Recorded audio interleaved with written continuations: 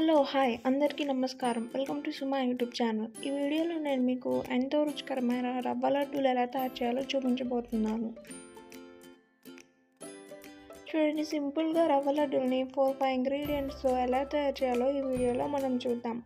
ముందుగా ఒక స్టవ్ మీద ఒక కళాయి పెట్టుకొని దాంట్లోకి కొంచెం నెయ్యిని యాడ్ చేసుకోవాలి. ఆ నెయ్యి హీట్ అయ్యాక మనం అందులోకి కిస్మిస్ని, జీడిపప్పును ఫ్రై చేసుకోవాలి. కొంచెం గోల్డెన్ బ్రౌన్ కలర్ వచ్చేదాకా ఫ్రై చేసుకుంటే సరిపోతుంది.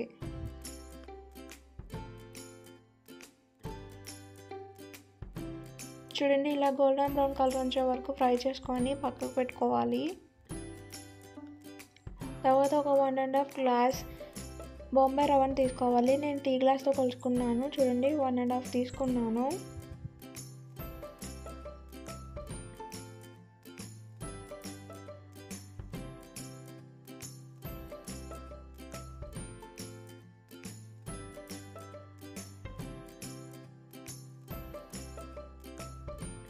దీంట్లోకి నెయ్యిని యాడ్ చేసుకొని ఒక 4-5 మినిట్స్ దాకా ఫ్రై చేసుకోవాలి, గోల్డెన్ బ్రౌన్ కలర్ వచ్చేంత వరకు. చూడండి, నేను దీన్ని సిమ్లో పెట్టుకొని ఫ్రై చేసుకుంటున్నాను.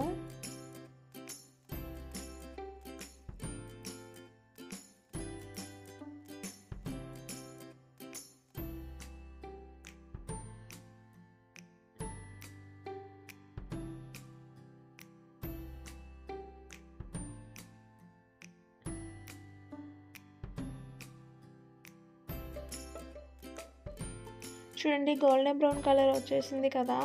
ఇప్పుడు మనం దీన్ని పక్కన పెట్టుకొని 1.5 గ్లాస్ రవ్వకి 1 గ్లాస్ పంచదార పడుతుంది. చూడండి, నేను అదే గ్లాస్తో 1 గ్లాస్ పంచదార తీసుకొని మిక్సీ జార్లో వేసుకొని గ్రైండ్ చేసుకుంటున్నాను. అలాగే ఇందులోకి ఒక 2 యాలక్కాయలు కూడా యాడ్ చేసుకోండి ఫ్లేవర్ కోసం. చూడండి, మరీ మెత్తగా ఏం అవసరం లేదు, ఇలా పులుకులుగా తగిలితే సరిపోతుంది. తర్వాత ఒక గిన్నెలోకి కొంచెం 1 టీ గ్లాస్ లేదా ఒక 1/2 టీ గ్లాస్ దాకా పాలను తీసుకొని కాచుకొని చల్లార్చుకొని పక్కన పెట్టుకోవాలి. తర్వాత దీంట్లోకి మనం పచ్చి కొబ్బరిని యూజ్ చేస్తాం కాబట్టి పచ్చి కొబ్బరిని తీసుకోవాలి.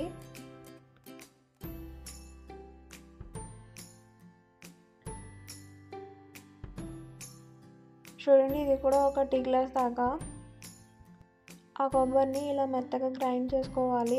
గ్రైండ్ చేసుకొని పక్కన పెట్టుకోవాలి. ఇప్పుడు మనం ముందుగా వేయించుకున్న రవ్వని దీంట్లోకి యాడ్ చేసుకున్న తర్వాత ఇది చల్లారిపోయిన తర్వాత మాత్రమే దాంట్లోకి పంచదార అన్ని యాడ్ చేసుకోవాలి, లేకపోతే అది కరిగిపోతుంది, ఉండలు రావు. చూడండి, ఇలా మొత్తం కలిసే విధంగా బాగా కలుపుకోవాలి.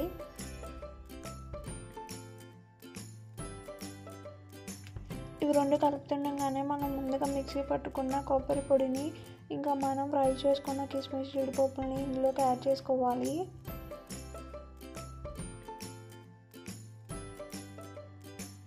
చూడండి, మొత్తం యాడ్ చేసేసుకొని ఇలా బాగా కలుపుకోవాలి.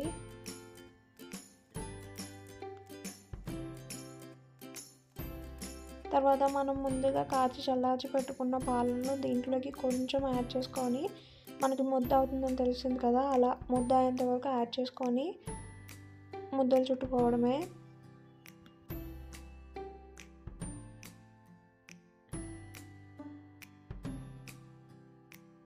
చూడండి, ఇలా కొంచెం పాలు అయితే సరిపోతుంది. ఒకవేళ పాలు ఎక్కువైపోతే అవి పలచగా అయిపోతుంది, తర్వాత మనకి లడ్డూలు చేయడానికి రావు, కాబట్టి పాలు జాగ్రత్తగా యాడ్ చేసుకోండి. చూడండి, ఇలా నీట్గా లడ్డూలాగా చుట్టుకొని పక్కన పెట్టుకోండి.